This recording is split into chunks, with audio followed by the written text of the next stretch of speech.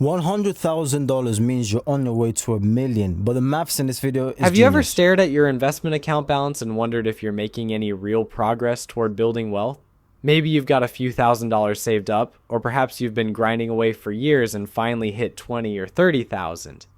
Either way, that $1 million milestone feels impossibly far away, doesn't it? Well, what if I told you that once you reach $100,000, you're already closer to becoming a millionaire than you might think? In fact, you'd be exactly 1/3 of the way there, which sounds almost too good to be true. My name is Nick, and I spend way too much time thinking about money, compound interest, and why most people never seem to escape the paycheck to paycheck cycle. If you're someone who actually wants to understand how wealth building really works instead of just hoping for the best, make sure to hit that subscribe button and give this video a thumbs up if it ends up being helpful. Now, before we dive into the math that makes this whole thing work, let me paint you a picture of what most people think wealth building looks like. They imagine it's this perfectly linear process where each dollar you save gets you exactly $1 closer to your goal. Save 10,000, you're 10,000 closer. Save 50,000, you're 50,000 closer. Simple, right? Wrong. Dead wrong, actually. This kind of thinking is exactly why so many people give up on investing before they ever see the real magic happen. They look at their measly account balance after a few years of contributions and think to themselves, at this rate, I'll be dead before I ever hit $1 million. And let's not forget about impulse buying. You're being targeted to spend. It's a massive plan. And honestly, if money worked the way most people think it does, they'd probably be right. But here's the thing that changes everything. Money doesn't just sit there doing nothing when you invest it properly. It starts working for you, earning returns, and then those returns start earning returns. This isn't some get-rich-quick scheme or financial fairy tale. It's basic mathematics that has been creating millionaires for decades, yet somehow most people either don't understand it or don't believe it actually works. The secret lies in understanding compound interest, which Albert Einstein supposedly called the eighth wonder of the world. Now, whether Einstein actually said that or not is debatable, but the sentiment is absolutely correct. Those who understand compound interest can build serious wealth over time. Those who don't will spend their entire lives wondering why they can't seem to get ahead financially. Let me show you exactly how this works with some real numbers that might surprise you.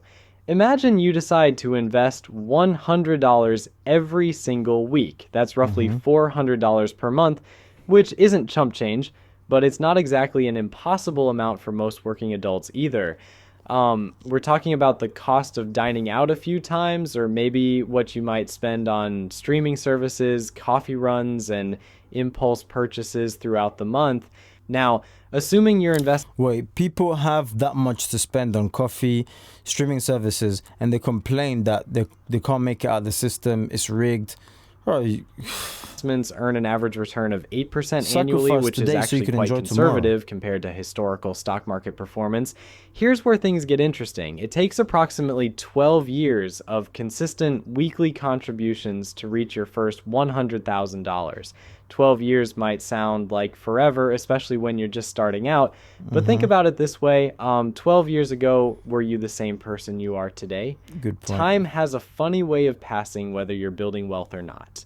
During those first 12 years, most of the money accumulating in your account comes directly from your own contributions. You're essentially doing the heavy lifting while compound interest is still warming up on the bench. Out of that $100,000, roughly $62,000 comes from your weekly contributions, while the remaining $38,000 represents the returns your money has generated. Not bad for money that's just sitting there working for you. But admittedly, it's not going to change your life overnight. Here's where most people make a critical mistake. They look at those numbers and think the process is too slow, or they get discouraged because the returns don't seem impressive enough. What they don't realize is that they've just completed the hardest part of the entire journey. They've built the foundation that will support everything that comes next. Remember, we're trying to get to $1 million, and you've just hit 100,000. In traditional thinking, you'd assume you're 1/10 of the way there, but Well, hold on. They say 100K is the hardest. Kevin O'Leary says this as well. This is the hardest milestone you ever reach. But when you do reach it, you're basically a millionaire because the rest is easy. So I do understand. Compound interest know in the comments if you doesn't get work it, that way. if you The agree. truth is far more encouraging than that. From this point forward, your money starts working much harder for you. Those investment returns that seemed modest during the first 12 years begin to snowball in ways that will genuinely surprise you. The next milestone is $200,000, and here's the kicker. It only takes about 6 more years to get there. Let me repeat that because it's important. It took 12 years to go from 0 to 100,000, but only 6 additional years So to half double of that that. amount. We're now 18 years into your investment journey, and you're sitting at $200,000. The math is starting to shift in your favor in a big way. At this point, compound interest is really beginning to flex its muscles. Of that $200,000, you've personally contributed roughly $94,000 through your weekly investments. The other $106,000, that's pure investment growth.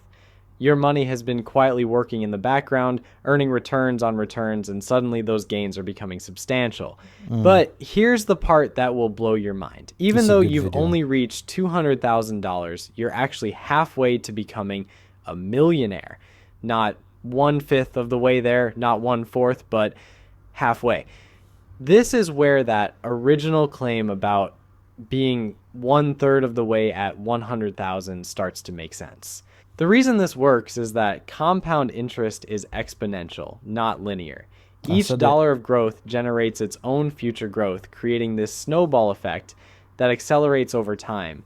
It's like pushing a boulder up a hill. The beginning is brutal and exhausting, but once you reach the top and that boulder starts rolling downhill, momentum takes over. Now, you might be wondering what happens during the final stretch toward that $1 million goal. This is where things get really exciting and honestly a little bit addictive. During the next 18 years, as you continue making those same weekly contributions, compound interest becomes the dominant force in your wealth building. By the time you hit the 36-year mark, you've reached that coveted 7-figure milestone. You've personally contributed approximately $187,000 over more than 3 decades, but your account balance shows over $1 million. That means more than 80% of your wealth came from compound growth rather than your own contributions. Think about what this means in practical terms. You're now earning roughly $80,000 per year just from investment returns. Remember how long it took you to accumulate your first $100,000? Now you're generating almost that much annually without lifting a finger. The beautiful part about this whole process is that it doesn't require you to live like a monk or make dramatic sacrifices to your lifestyle.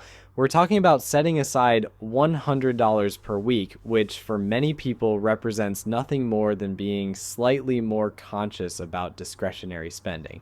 This isn't about depriving yourself of everything enjoyable in life. It's about making small, consistent choices that compound over time into something truly remarkable. The person who understands this principle and acts on it will build substantial wealth. The person who keeps waiting for the perfect moment or the perfect amount will likely spend their entire life wondering what could have been. The acceleration becomes even more dramatic as you move beyond that $1 million mark. By year 45, you're looking at over $2 million, and your investments are generating more than $160,000 annually in returns alone. At this point, your money is making more money each year than most people earn at their jobs. Now, I know what some of you are thinking. And, Nick, this all sounds great in theory, but what about inflation? What about market crashes? What about the fact that I can barely scrape together $50 at the end of the month, let alone $100? These are fair questions, and Honestly, they are fair questions, but that's when you just have to do what you have to do. There's no influencer, there's no video that's going to get you to do what you're supposed to be doing. You might feel that motivation and then it disappears. But you need the discipline and say, okay, this is my life. I need to grab it by the horns. Grab the bull by the horns. Ride it till the wheels fall off. And make something of yourself. Build yourself, young man, honestly, young woman. they're the kinds of questions that Old man, separate old woman. people who build wealth from people who spend their entire lives making I just said it. excuses. I just Well, said let's it. address the elephant in the room first. The 8% return I've been using in these calculations is actually adjusted for inflation. The stock market has historically returned closer to 10% annually, but we're being conservative here because nobody wants to plan their retirement based on overly optimistic projections. That's how you end up eating cat food in your golden years. As for market crashes, yes, they happen. Your account balance will go down sometimes. In fact, it will probably go down quite a bit during certain periods. But here's something interesting that most people don't realize. Market downturns actually help you if you're consistently investing over decades. Because it lowers your When average prices as well. drop, your weekly $100 contribution buys more shares. When the market recovers, and it always has historically, those extra shares you picked up during the downturn become incredibly valuable.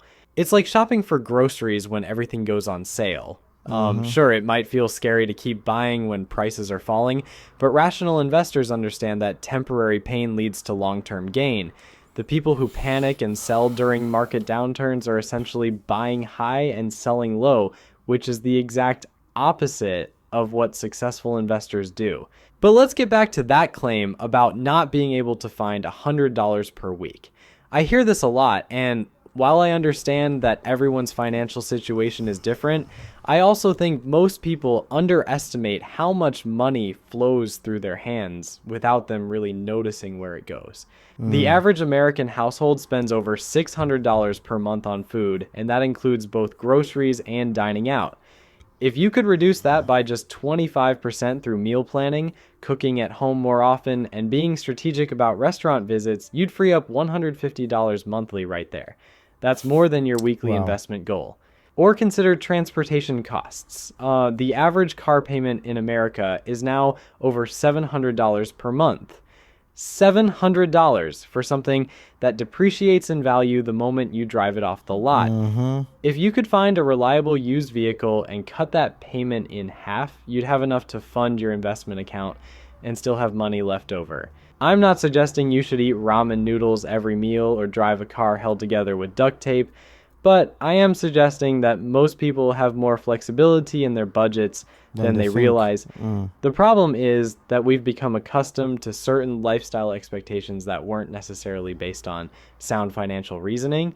Here's something else that makes this whole process easier than you might expect. As your investment account grows, something psychological happens that actually accelerates your wealth building. You start to notice the monthly growth in your balance, and it becomes genuinely exciting to watch. Instead of viewing investing as a sacrifice, you begin to see it as the most rewarding thing you do with your money. This excitement motivates you to look for additional ways to boost your contributions. Maybe you decide to invest your tax refund instead of spending it on something you'll forget about in 6 months. Perhaps you redirect money from lifestyle inflation when you get a raise at work. You might even start a side business specifically to generate more investment capital. When you see your money growing substantially each month without any additional effort from you, finding ways to feed that growth becomes a priority. Let's see if we can find any complainers in the comment section real quick. Okay, I appreciate your advice, Peter Griffin. That caught me off guard.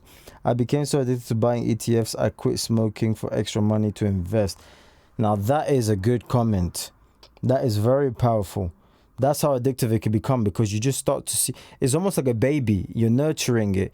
You know, if you've ever played Sims or those video games where you buy like a Pokemon or something, a creature in a game, and then it's tiny, and then you're growing it, you're playing around with it, it's becoming strong, wiser.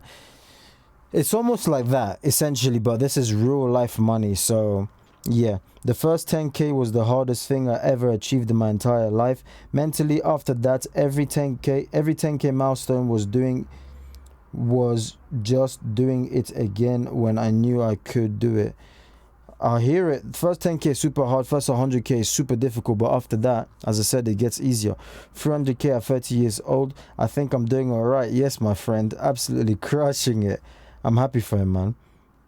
I broke 100K last November, already at 200K today. It weirdly changes the way you look at money. Wish I worked on it sooner. These are phenomenal comments, man. I'm at 900k at 42. Yo, 100k was 10 years ago. Wow. Well done, man.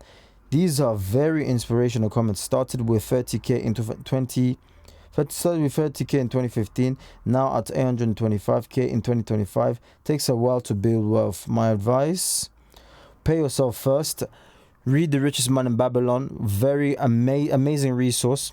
Invest in growth and dividend growth companies. I use leverage, borrow money to invest. Okay, I would stay away from that one. Drive a used car. Yes, you can do that. Don't spend more. Hold on. I used leverage, borrow money to invest. Yeah. I thought I read it wrong. Don't spend more than 33% of your net income on housing. Don't watch the market news. Trust when the market corrects and invest and wait. Be patient. Yeah, apart from that one that I highlighted, the borrowing money, you don't want to borrow money to invest. Trust me, guys. I just hit 100k literally the past week. It took me 8 years. I opened my 401k 8 years ago. Okay, these are all great comments, guys. Okay, but I want to hear from you. Where are you in your journey? How much money have you made? And whilst you're there, please like the video, because this was absolutely awesome. Go check out the rest of the video on Nick's channel, and I will catch you guys on the next one. My journey, you already know, but ask me for more in the comment section if you